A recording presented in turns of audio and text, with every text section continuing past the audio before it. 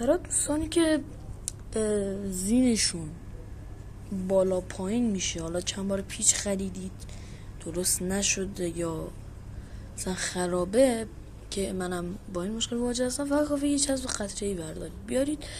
این قسمت هایی که میچرخه زین میچرخه رو یه چسب آبکی بدید و یه پارچه هم بندازید که خدای نکرده نریزه روی بدن دوچرختون و خرابش کنه.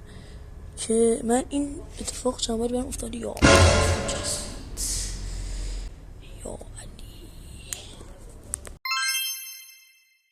علی داشتم میبودم، بله دستمونم خراب شد دیگه، بدبختی دارم. من باورم اسید بریزم تا پاکش کنم.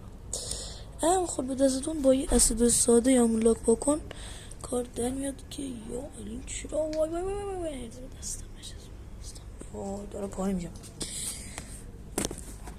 آره خلاص این قسمت هم اومدم به هر دو قسمت باید بریزید.